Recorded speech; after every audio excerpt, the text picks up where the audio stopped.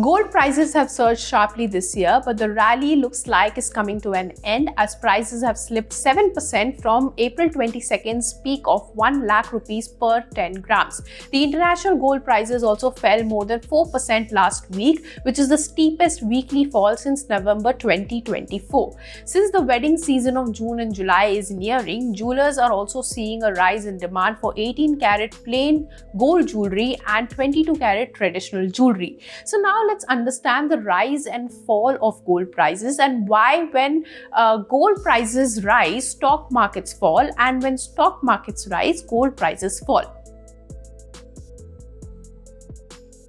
Gold is a safe haven. It is seen as a hedge against inflation and uncertainty. So now what historically has happened is that gold prices rise when there is an economic uncertainty or a global uncertainty. In 2008 financial crisis, international gold prices went up from $700 per ounce to $1,900 per ounce in 2011. The same thing happened during COVID. Gold saw price hike of 40% in less than a year from May 2019 to April 2020.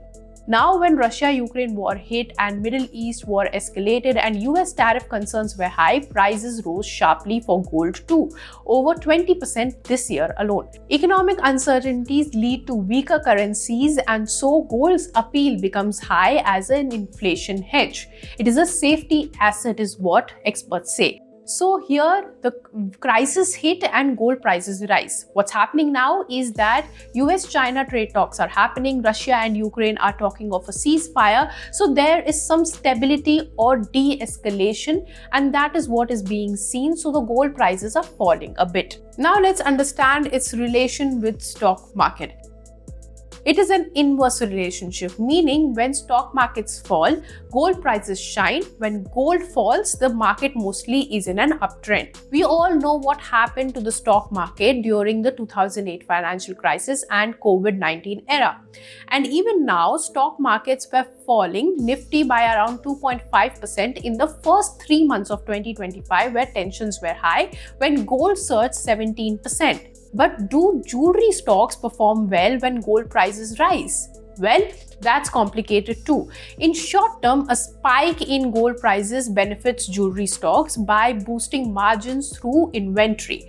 But in long term, it hurts jewelry makers as the cost is high and the demand is low. In the first 3 months of 2025, when gold was soaring high, jewelry stocks like Titan, Kalyan Jewellers and Senco Gold saw significant declines. Now coming to the point. So as gold prices fall, is it the right time to buy gold? And if not, how much more will the prices fall? Well, the prices are volatile as of now. It surged by 1% on May 19 after Moody's downgraded US credit rating.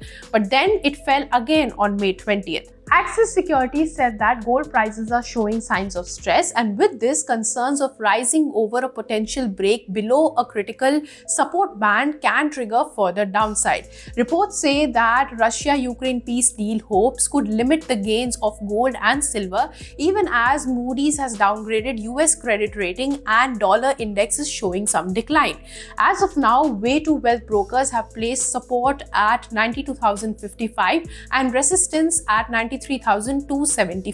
Experts suggest buying gold on dips at 90,000 per 10 gram levels. For more such news and views, keep watching ET Now. If you like this video, then like, share and subscribe to ET Now.